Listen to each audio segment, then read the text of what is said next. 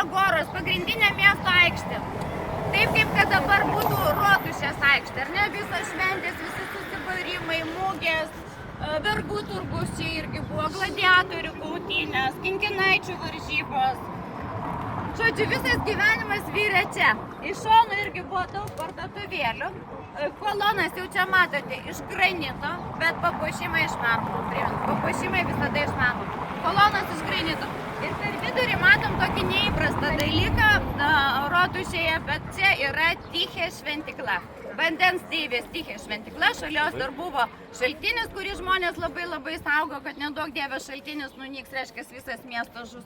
Žodžiu, tokia pagrindinė miesto vieta.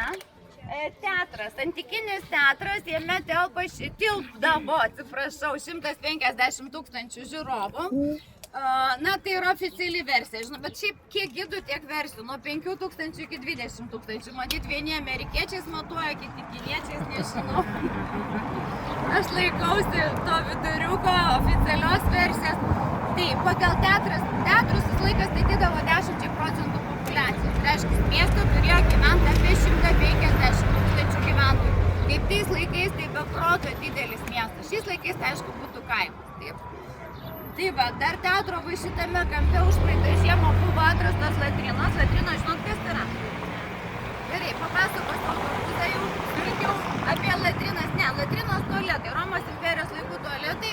Apie latrinų ir pirčių pultą papasakosiu autobuse, kad dabar nesikaitinti saulėje. Tai va, bet jau noriu pasakyti, kad žmonės buvo tiek civilizuoti, kad eidavo į tualetus, ne į krūmelius. Reiškia, mieste buvo ne tik tai vandentiekis, akvedukas, bet ir kanalizacija. Taip. Dabar jums už nugaryčių šiuo metu yra įsidės muziejus, bet prieš 2000 metų tai buvo Romos pirtis. Aišku, pirtis buvo labai svarbus reikalas mieste. Visi atvykėliai turėdavo būtinai išsikarantinuoti, išsidezinfekuoti, išsiprausti. Aišku, ir tais laikais buvo visokių pandemijų, ir maras, ir badas, ir rūpai, ir kas tik tai nori, ne tik tai covidas. Taip. Tai va, pirtis buvo privaloma visiems, ir apie Romos pirčių kultą smulkiau autobuse, kad dabar jūsų nekankinti saulėje.